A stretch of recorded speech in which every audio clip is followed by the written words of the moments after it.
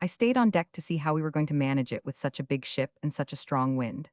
On the bridge, our giant captain in uniform, at his side, a little pilot in elaborately gold-laced uniform, on the forecastle, a white mate and quartermaster or two, and a brilliant crowd of lascars standing by for business. Our stern was pointing straight at the head of the channel, so we must turn entirely around in the puddle, and the wind blowing as described. It was done, and beautifully. It was done by help of a jib. We stirred up much mud, but did not touch the bottom. We turned right around in our tracks, a seeming impossibility. We had several casts of quarter-less 5 and one cast of half 4, 27 feet. We were drawing 26 astern. By the time we were entirely around and pointed, the first buoy was not more than 100 yards in front of us. It was a fine piece of work, and I was the only passenger that saw it. However, the others got their dinner. The P&O Company got mine. More cats developed. Smythe says it is a British law that they must be carried, and he instanced a case of a ship not allowed to sail till she sent for a couple. The bill came to debtor to 2 cats, 20 shillings. News comes that within this week Siam has acknowledged herself to be, in effect, a French province. It seems plain that all savage and semi-civilized countries are going to be grabbed. A vulture on board, bald, red, queer-shaped head, featherless red places here and there on his body, intense great black eyes set in featherless rims of inflamed flesh. Dissipated look, a businesslike style, a selfish, conscienceless, murderous aspect.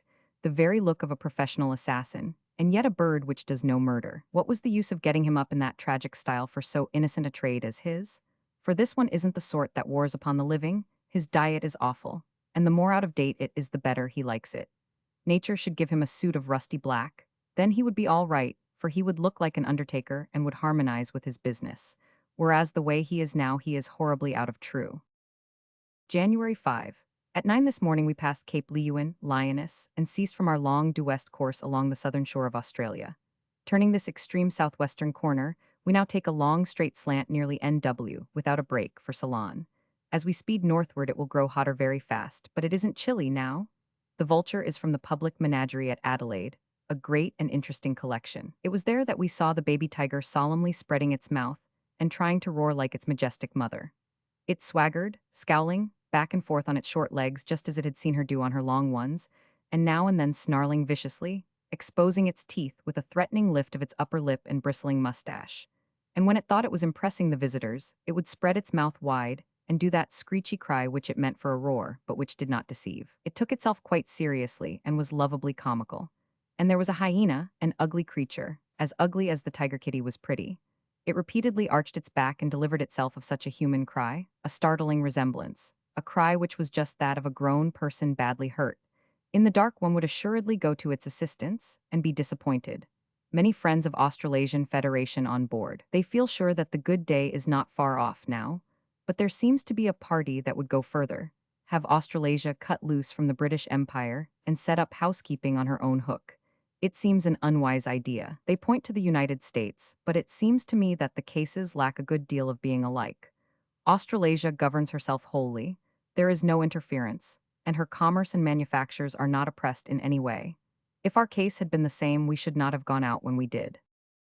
January 13. Unspeakably hot. The equator is arriving again. We are within 8 degrees of it. Ceylon present. Dear me, it is beautiful, and most sumptuously tropical as to character of foliage and opulence of it. What though the spicy breezes blow soft o'er Ceylon's isle? An eloquent line, an incomparable line. It says little but conveys whole libraries of sentiment and oriental charm and mystery and tropic deliciousness. A line that quivers and tingles with 1,000 unexpressed and inexpressible things, things that haunt one and find no articulate voice. Colombo, the capital. An oriental town, most manifestly, and fascinating. In this palatial ship, the passengers dress for dinner.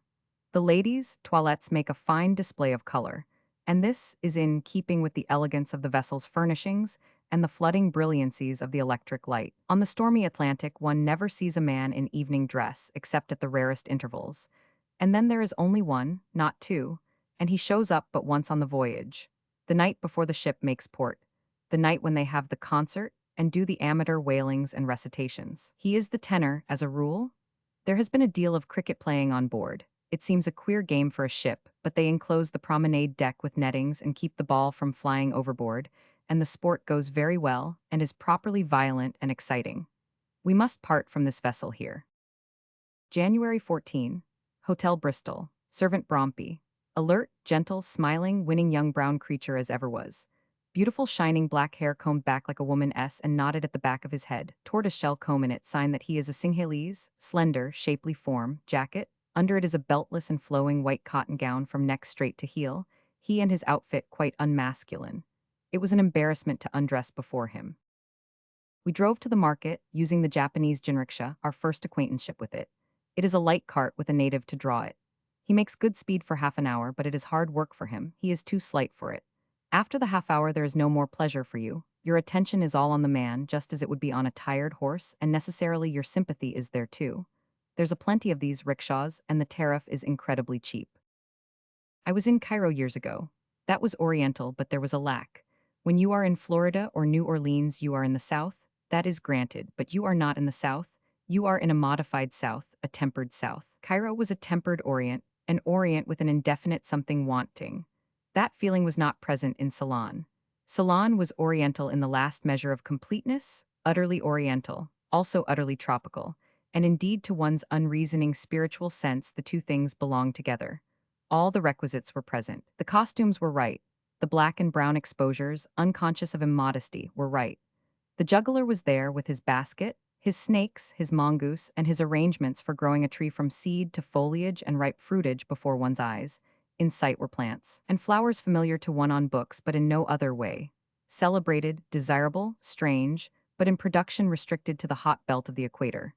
And out a little way in the country were the proper deadly snakes and fierce beasts of prey, and the wild elephant and the monkey. And there was that swoon in the air which one associates with the tropics, and that smother of heat, heavy with odors of unknown flowers, and that sudden invasion of purple gloom fissured with lightnings. Then the tumult of crashing thunder and the downpour, and presently all sunny and smiling again. All these things were there. The conditions were complete. Nothing was lacking. And away off in the deeps of the jungle, and in the remotenesses of the mountains, were the ruined cities and moldering temples, mysterious relics of the pomps of a forgotten time and a vanished race. And this was as it should be, also, for nothing is quite satisfyingly oriental that lacks the somber and impressive qualities of mystery and antiquity. The drive through the town and out to the gala face by the seashore, what a dream it was of tropical splendors of bloom and blossom, and oriental conflagrations of costume.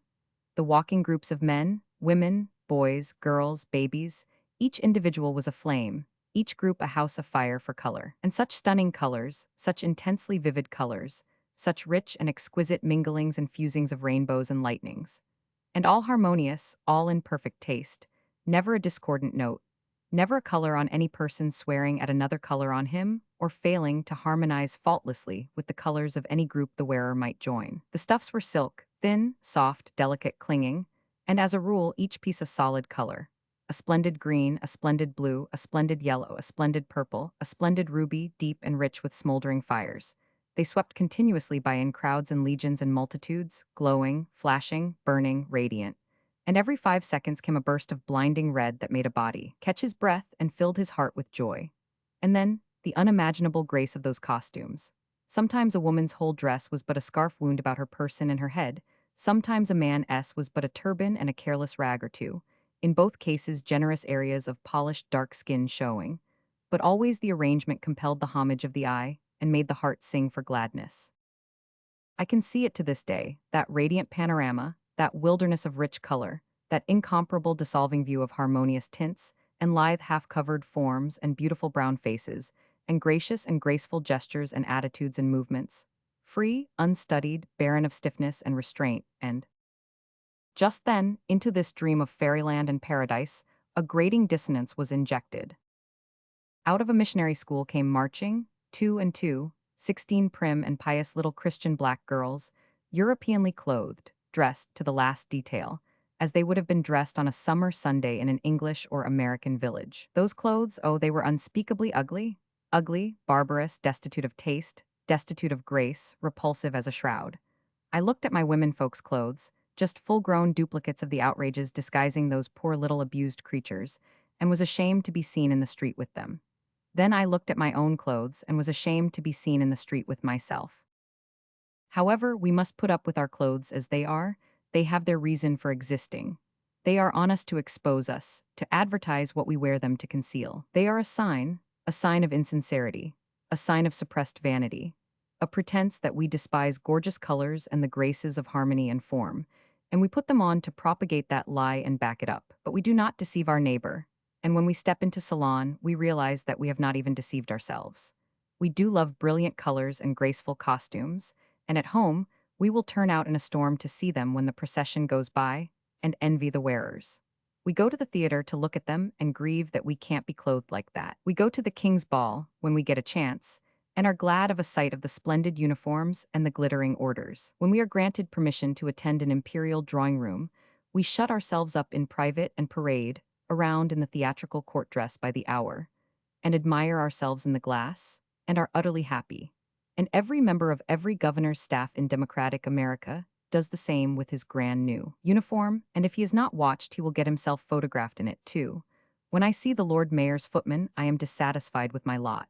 Yes, our clothes are a lie, and have been nothing short of that these 100 years. They are insincere, they are the ugly and appropriate outward exposure of an inward sham and a moral decay. The last little brown boy I chanced to notice in the crowds and swarms of Colombo had nothing on but a twine string around his waist. But in my memory, the frank honesty of his costume still stands out in pleasant contrast with the odious flummery in which the little Sunday school dowdies were masquerading. Chapter 38. Prosperity is the best protector of principle. Pudd'nhead Wilson's New Calendar. Evening, 14th, sailed in the Rosetta. This is a poor old ship and ought to be insured and sunk. As in the Oceana, just so here, everybody dresses for dinner. They make it a sort of pious duty. These fine and formal costumes are a rather conspicuous contrast to the poverty and shabbiness of the surroundings. If you want a slice of a lime at 4 o'clock tea, you must sign an order on the bar. Limes cost 14 cents a barrel. January 18th. We have been running up the Arabian Sea, latterly, closing up on Bombay now and due to arrive this evening. January 20th. Bombay, a bewitching place, a bewildering place, an enchanting place. The Arabian Nights come again? It is a vast city, contains about 1 million inhabitants.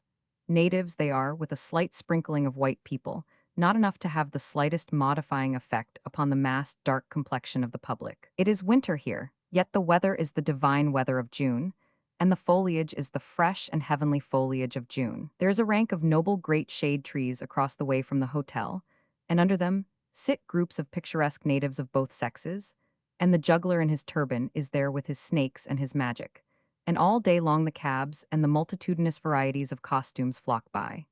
It does not seem as if one could ever get tired of watching this moving show, this shining and shifting spectacle. In the great bazaar, the pack and jam of natives was marvelous. The sea of rich-colored turbans and draperies an inspiring sight, and the quaint and showy Indian architecture was just the right setting for it. Towards sunset another show. This is the drive around the seashore to Malabar Point, where Lord Sandhurst, the governor of the Bombay Presidency, lives. Parsi palaces all along the first part of the drive, and past them all the world is driving. The private carriages of wealthy Englishmen and natives of rank are manned by a driver and 3 footmen in stunning oriental liveries.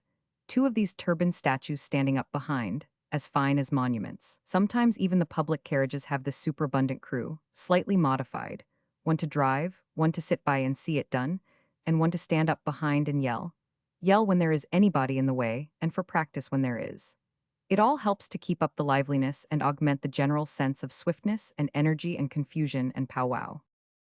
In the region of Scandal Point, felicitous name, where there are handy rocks to sit on and a noble view of the sea on the one hand, and on the other the passing and repassing whirl and tumult of gay carriages, are great groups of comfortably off Parsi women, perfect flower-beds of brilliant color, a fascinating spectacle. Tramp, tramp, tramping along the road, in singles, couples, groups, and gangs, you have the working man and the working woman, but not clothed like ours.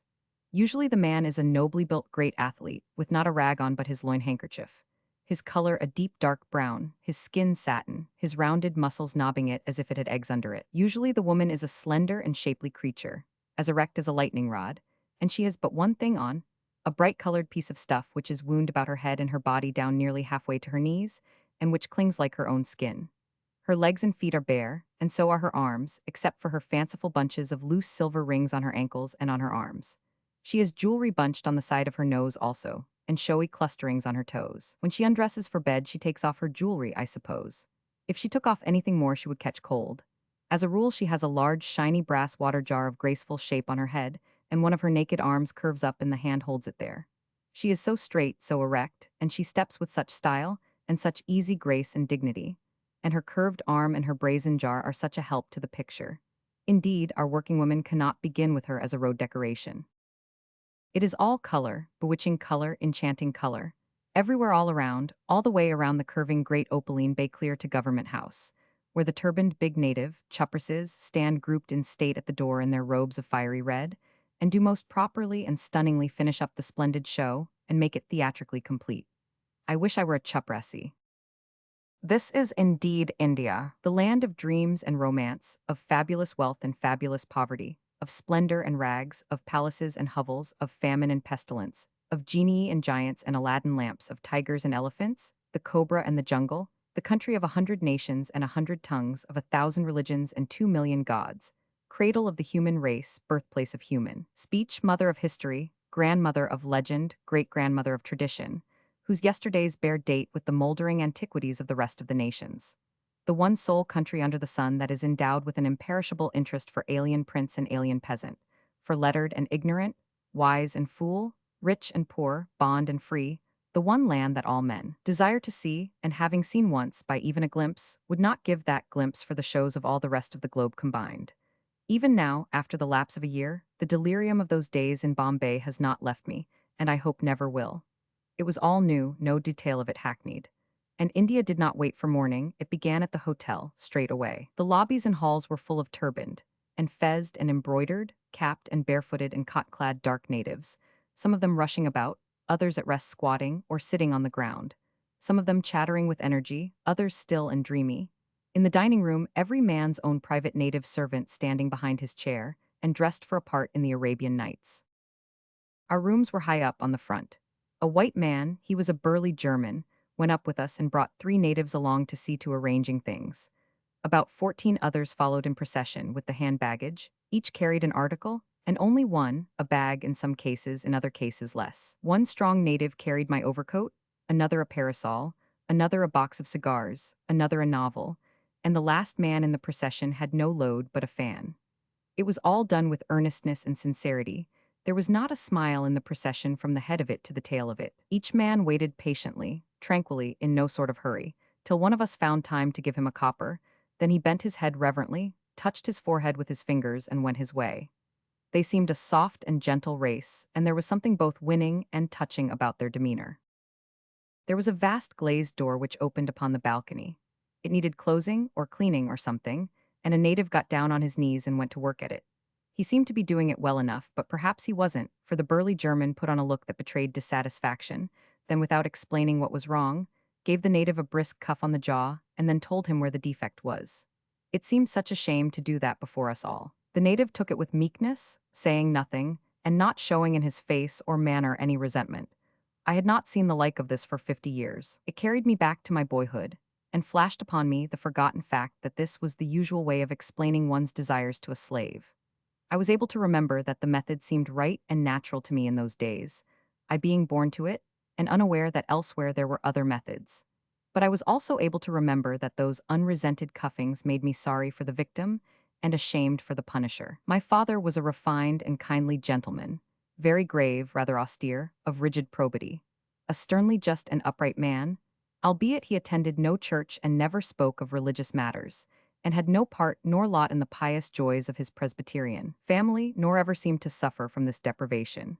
He laid his hand upon me in punishment only twice in his life, and then not heavily, once for telling him a lie, which surprised me, and showed me how unsuspicious he was, for that was not my maiden effort. He punished me those 2 times only, and never any other member of the family at all. Yet every now and then he cuffed our harmless slave boy, Louis, for trifling little blunders and awkwardnesses. My father had passed his life among the slaves from his cradle up, and his cuffings proceeded from the custom of the time, not from his nature. When I was 10 years old, I saw a man fling a lump of iron ore at a slaveman in anger, for merely doing something awkwardly, as if that were a crime. It bounded from the man's skull, and the man fell and never spoke again. He was dead in an hour. I knew the man had a right to kill his slave if he wanted to, and yet it seemed a pitiful thing and somehow wrong, though why wrong I was not deep enough to explain if I had been asked to do it. Nobody in the village approved of that murder, but of course no one said much about it. It is curious, the space-annihilating power of thought. For just 1 second, all that goes to make the me and me was in a Missourian village on the other side of the globe, vividly seeing again these forgotten pictures of 50 years ago, and wholly unconscious of all things but just those. And in the next second I was back in Bombay, and that kneeling native smitten cheek was not done tingling yet. Back to boyhood, 50 years, back to age again, another 50, and a flight equal to the circumference of the globe, all in 2 seconds by the watch. Some natives, I don't remember how many, went into my bedroom now and put things to rights and arranged the mosquito bar, and I went to bed to nurse my cough. It was about 9 in the evening. What a state of things. For 3 hours the yelling and shouting of natives in the hall continued, along with the velvety patter of their swift bare feet. What a racket it was. They were yelling orders and messages down 3 flights. Why, in the matter of noise it amounted to a riot, an insurrection, a revolution. And then there were other noises mixed up with these, and at intervals tremendously accenting them. Roofs falling in, I judged, windows smashing, persons being murdered, crows squawking and deriding and cursing, canaries screeching, monkeys jabbering, macaws blaspheming, and every now and then fiendish bursts of laughter and explosions of dynamite. By midnight I had suffered all the different kinds of shocks there are, and knew that I could never more be disturbed by them, either isolated or in combination. Then came peace, stillness deep and solemn, and lasted till 5. Then it all broke loose again. And who restarted it? The bird of birds, the Indian crow. I came to know him well by and by and be infatuated with him. I suppose he is the hardest lot that wears feathers. Yes, and the cheerfulest and the best satisfied with himself. He never arrived at what he is by any careless process or any sudden one. He is a work of art, and art is long. He is the product of immemorial ages and of deep calculation. One can't make a bird like that in a day.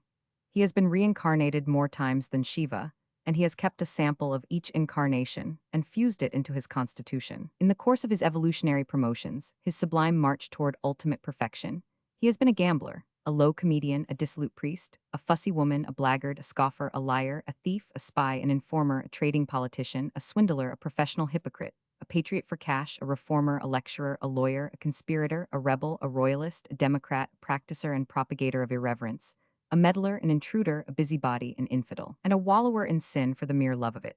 The strange result, the incredible result, of this patient accumulation of all damnable traits is that he does not know what care is, he does not know what sorrow is, he does not know what remorse is. His life is one long, thundering ecstasy of happiness, and he will go to his death untroubled, knowing that he will soon turn up again as an author or something, and be even more intolerably capable and comfortable than ever he was before. In his straddling wide forward step, and his springy sidewise series of hops, and his impudent air, and his cunning way of canting his head to one side upon occasion, he reminds one of the American blackbird. But the sharp resemblances stop there. He is much bigger than the blackbird, and he lacks the blackbird's trim and slender and beautiful build and shapely beak. And of course his sober garb of gray and rusty black is a poor and humble thing compared with the splendid luster of the blackbird's metallic sables and shifting and flashing bronze glories. The blackbird is a perfect gentleman in deportment and attire, and is not noisy, I believe, except when holding religious services and political conventions in a tree. But this Indian sham Quaker is just a rowdy, and is always noisy when awake, always chaffing, scolding, scoffing, laughing, ripping, and cursing, and carrying on about something or other. I never saw such a bird for delivering opinions. Nothing escapes him. He notices everything that happens and brings out his opinion about it, particularly if it is a matter that is none of his business. And it is never a mild opinion, but always violent, and profane. The presence of ladies does not affect him. His opinions are not the outcome of reflection, for he never thinks about anything, but heaves out the opinion that is on top in his mind, and which is often an opinion about some quite different thing and does not fit the case. But that is his way. His main idea is to get out an opinion, and if he stopped to think he would lose chances. I suppose he has no enemies among men. The whites and Mohammedans never seem to molest him, and the Hindus, because of their religion, never take the life of any creature, but spare even the snakes and tigers and fleas and rats. If I sat on one end of the balcony, the crows would gather on the railing at the other end and talk about me, and edge closer, little by little, till I could almost reach them. And they would sit there in the most unabashed way, and talk about my clothes and my hair and my complexion and probable character and vocation in politics, and how I came to be in India, and what I had been doing, and how many days I had got for it, and how I had happened to go unhanged so long, and when would it probably come off, and might there be more of my sort where I came from, and when would they be hanged? And so on, until I could not longer endure the embarrassment of it. Then I would shoo them away, and they would circle around in the air a little while, laughing and deriding and mocking, and presently settle on the rail and do it all over again. They were very sociable when there was anything to eat, oppressively so. With a little encouragement, they would come in and light on the table and help me eat my breakfast. And once, when I was in the other room and they found themselves alone, they carried off everything they could lift. And they were particular to choose things which they could make no use of, after they got them. In India, their number is beyond estimate, and their noise is in proportion. I suppose they cost the country more than the government does, yet that is not a light matter. Still, they pay, their company pays, it would sadden the land to take their cheerful voice out of it. Chapter 39. By trying, we can easily learn to endure adversity. Another man's, I mean. Pudd'nhead Wilson's New Calendar. You soon find your long-ago dreams of India rising in a sort of vague and luscious moonlight above the horizon rim of your opaque consciousness, and softly lighting up 1,000 forgotten details, which were parts of a vision that had once been vivid to you when you were a boy, and steeped your spirit in tales of the East. The barbaric gorgeousnesses, for instance, and the princely titles, the sumptuous titles, the sounding titles, how good they taste in the mouth. The Nizam of Hyderabad, the Maharaja of Travancore, the Nabob of Jabalpur, the Begum of Bhopal, the Nawab of Mysore, the Rani of Gulner, the Akhund of Swat S, the Rao of Rohilkhand, the Gaikwar of Baroda. Indeed, it is a country that runs richly to name. The great god Vishnu has 108 special ones, 108 peculiarly holy ones, names just for Sunday use only. I learned the whole of Vishnu's 108 by heart once, but they wouldn't stay.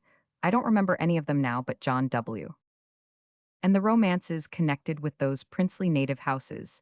To this day they are always turning up, just as in the old times. They were sweating out a romance in an English court in Bombay a while before we were there. In this case, a native prince, 16 years old, who has been enjoying his titles and dignities and estates unmolested for 14 years, is suddenly hailed into court on the charge that he is rightfully no prince at all, but a pauper peasant, that the real prince died when 2½ years old, that the death was concealed, and a peasant child smuggled into the royal cradle, and that this present incumbent was that smuggled substitute. This is the very material that so many Oriental tales have been made of. The case of that great prince, the Gaikwar of Baroda, is a reversal of the theme.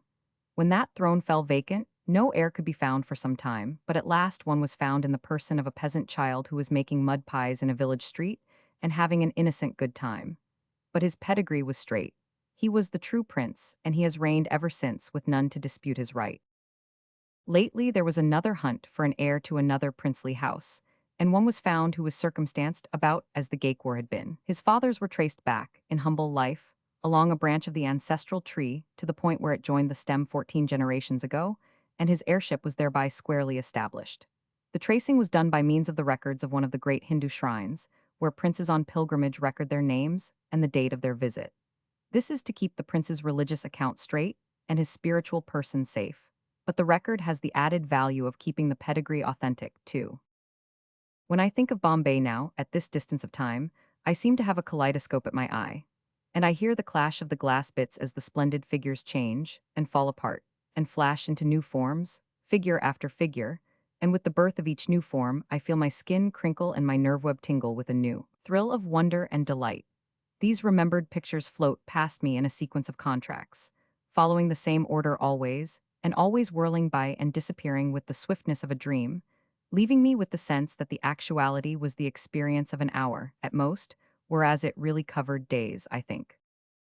The series begins with the hiring of a bearer, native manservant, a person who should be selected with some care, because as long as he is in your employ, he will be about as near to you as your clothes.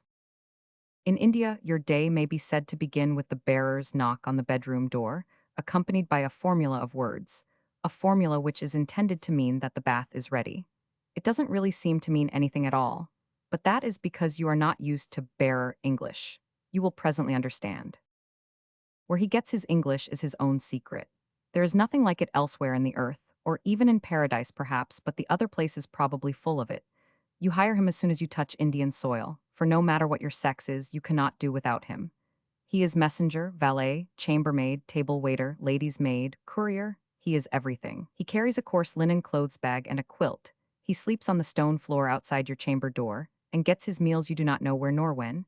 You only know that he is not fed on the premises, either when you are in a hotel or when you are a guest in a private house. His wages are large from an Indian point of view, and he feeds and clothes himself out of them. We had 3 of him in 2.5 months. The first one's rate was 30 rupees a month, that is to say, 27 cents a day. The rate of the others, Rs. 40 rupees a month. A princely sum, for the native switchman on a railway and the native servant in a private family get only Rs. 7 per month and the farmhand only 4. The two former feed and clothe themselves and their families on their $1.90 per month, but I cannot believe that the farmhand has to feed himself on his $1. $8. I think the farm probably feeds him, and that the whole of his wages, except a trifle for the priest, go to the support of his family. That is, to the feeding of his family, for they live in a mud hut, handmade, and doubtless rent-free, and they wear no clothes, at least nothing more than a rag, and not much of a rag at that in the case of the males. However, these are handsome times for the farmhand. He was not always the child of luxury that he is now. The chief commissioner of the Central Provinces, in a recent official utterance, wherein he was rebuking a native deputation for complaining of hard times, reminded them that they could easily remember when a farmhand's wages were only half a rupee, former value a month. That is to say, less than a cent a day. Nearly $2. $90 a year. If such a wage earner had a good deal of a family, and they all have that, for God is very good to these poor natives in some ways, he would save a profit of 15 cents, clean and clear, out of his year's toil. I mean, a frugal, thrifty person would, not one given to display and ostentation. And if he owed $13, $50, and took good care of his health, he could pay it off in 90 years. Then he could hold up his head and look his creditors in the face again. Think of these facts and what they mean. India does not consist of cities. There are no cities in India to speak of. Its stupendous population consists of farm laborers. India is one vast farm, one almost interminable stretch of fields with mud fences between. Think of the above facts, and consider what an incredible aggregate of poverty they place before you. The first bearer that applied waited below and sent up his recommendations. That was the first morning in Bombay. We read them over, carefully, cautiously, thoughtfully. There was not a fault to find with them, except one: they were all from Americans. Is that a slur? If it is a deserved one. In my experience, an American's recommendation of a servant is not usually valuable. We are too good-natured a race. We hate to say the unpleasant thing. We shrink from speaking the unkind truth about a poor fellow whose bread depends upon our verdict.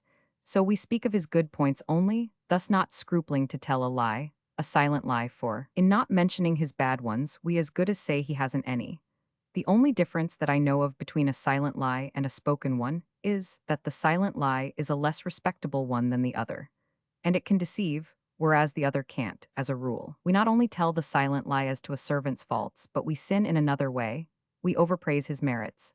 For when it comes to writing recommendations of servants, we are a nation of gushers. And we have not the Frenchman's excuse.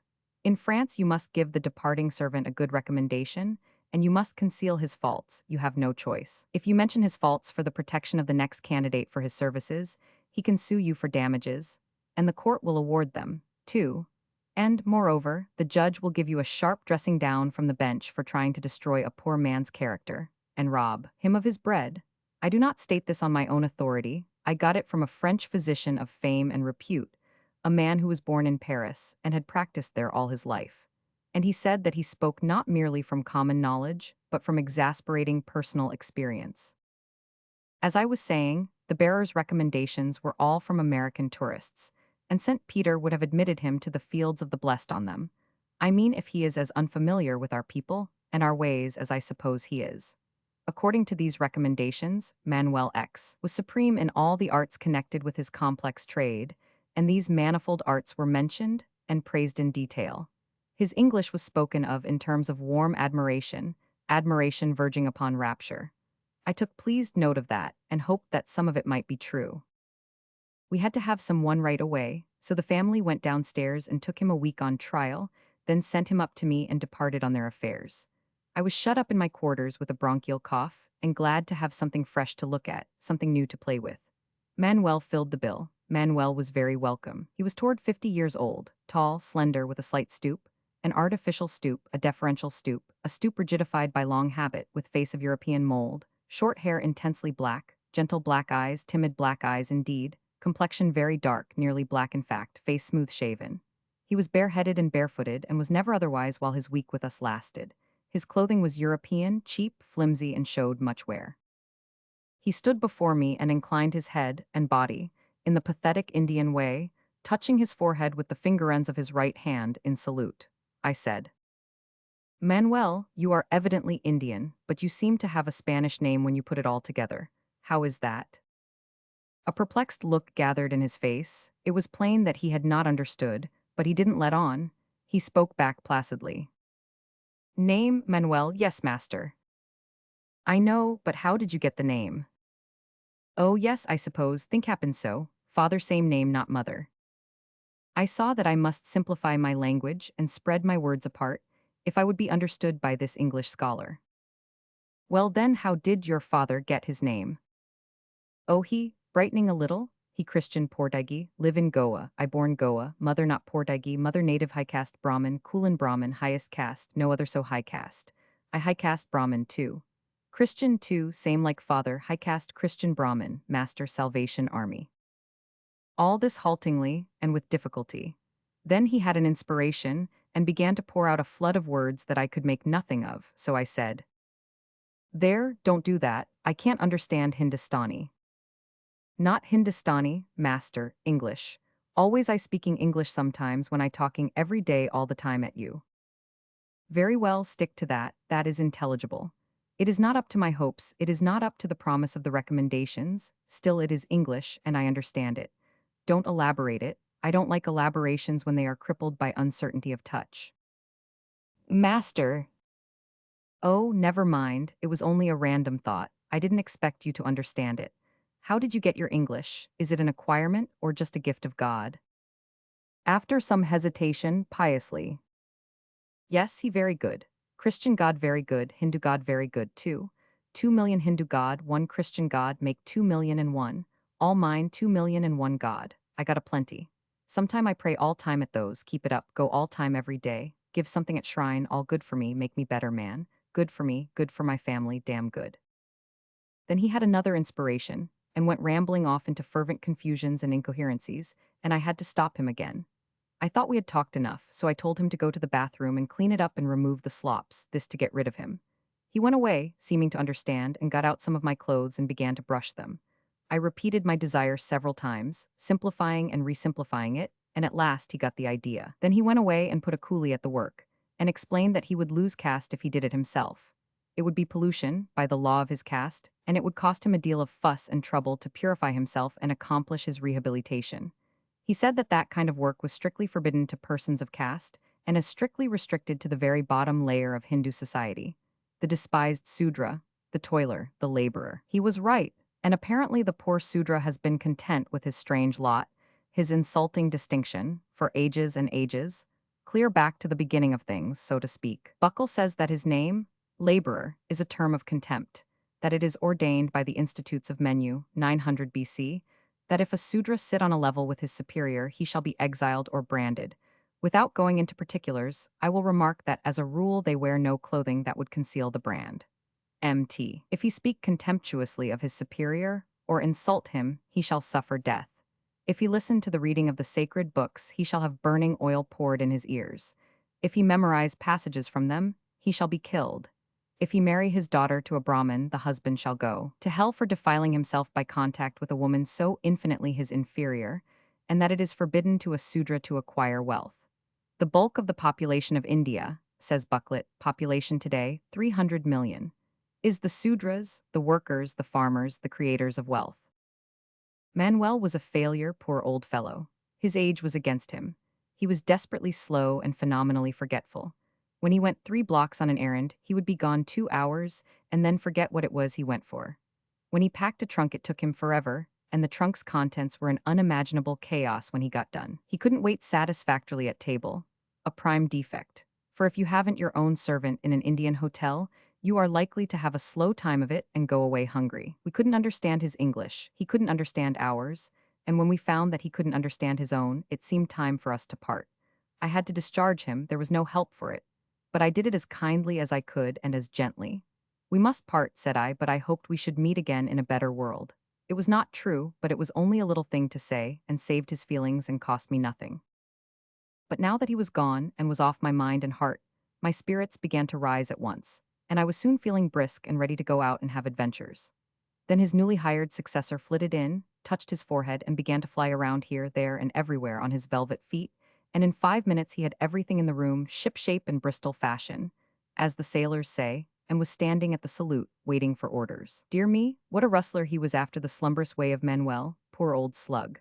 All my heart, all my affection, all my admiration, went out spontaneously to this frisky little forked black thing, this compact and compressed incarnation of energy and force and promptness and celerity and confidence, this smart, smiley, engaging, shiny-eyed little devil, ferruled on his upper end by a gleaming fire-coal of a fez with a red-hot tassel dangling from it. I said, with deep satisfaction, "You'll suit, what is your name?" He reeled it mellowly off.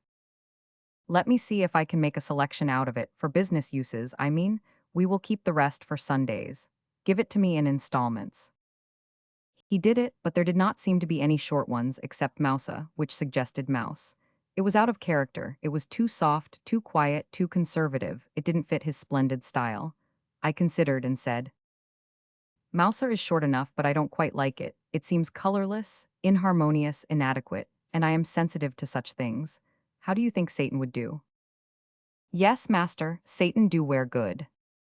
It was his way of saying, very good. There was a rap at the door. Satan covered the ground with a single skip. There was a word or two of Hindustani, then he disappeared.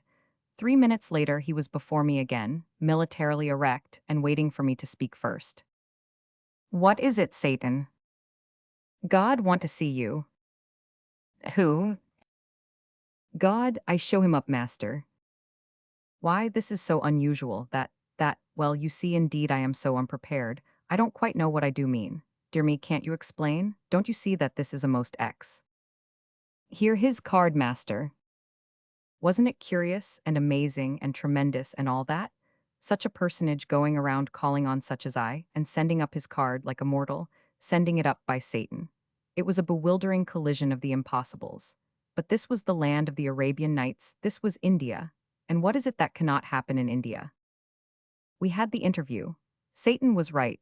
The visitor was indeed a god in the conviction of his multitudinous followers, and was worshipped by them in sincerity and humble adoration. They are troubled by no doubts as to his divine origin and office. They believe in him, they pray to him, they make offerings to him, they beg of him remission of sins. To them his person, together with everything connected with it, is sacred. From his barber they buy the parings of his nails and set them in gold, and wear them as precious amulets. I tried to seem tranquilly conversational and at rest, but I was not. Would you have been? I was in a suppressed frenzy of excitement and curiosity and glad wonder. I could not keep my eyes off him.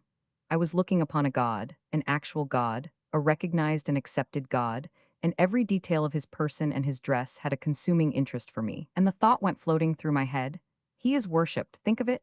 He is not a recipient of the pale homage called compliment, wherewith the highest human clay must make shift to be satisfied, but of an infinitely richer spiritual food, adoration, worship. Men and women lay their cares and their griefs and their broken hearts at his feet, and he gives them his peace, and they go away healed.